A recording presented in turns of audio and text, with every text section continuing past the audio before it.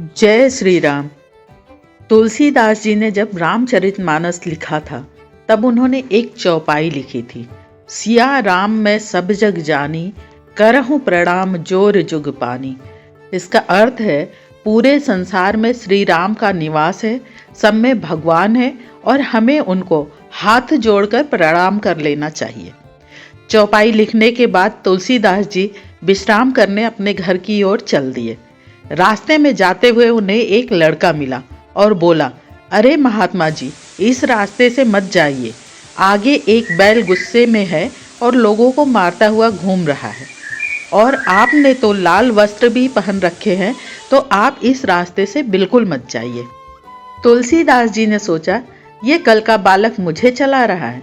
मुझे पता है सब में राम का वास है।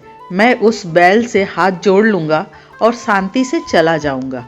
लेकिन तुलसीदास जी जैसे ही आगे बढ़े तभी बिगड़े बैल ने उन्हें जोर की टक्कर मार दी और वह बुरी तरह गिर गए।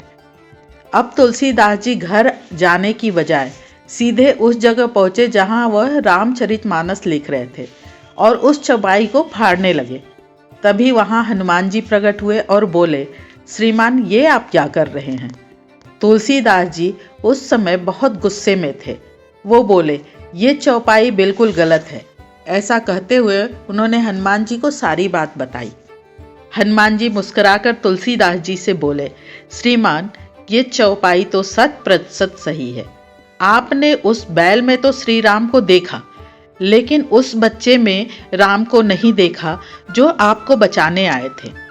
भगवान तो बालक के रूप में आपके पास पहले ही आए थे, लेकिन आपने देखा ही नहीं। ऐसा सुनते ही तुलसीदास जी ने हनुमान जी को गले लगा लिया। ऐसे ही हमारे जीवन में होता है। कई बार हमें संकेत मिलते हैं कि यह काम नहीं करना चाहिए, लेकिन हम उसको कर डालते हैं और उससे हमारा बहुत बड़ा नुकसान हो जाता है। तो भगवान हमें छोटी छोटी चीज़ों से संकेत देते हैं, हमारा ध्यान ले जाते हैं उस तरफ कि हम किसी समस्या का शिकार ना हो, लेकिन हम अपनी ही धुन में चलते रहते हैं, हम उस पर ध्यान नहीं देते हैं। कई बार कई परेशानियां ऐसी होती हैं जिस पर ध्यान दे तो वह टल सकती हैं। कई बार छोटी छोटी बातें हमें बड़ी समस्या का संकेत देती हैं। आप उन पर विचार करिए और आगे बढ़िए। इसी के साथ मैं अपनी वाणी को विराम देती हूँ। जय सनातन, जय भारत, धर्मो रक्षति रक्षित।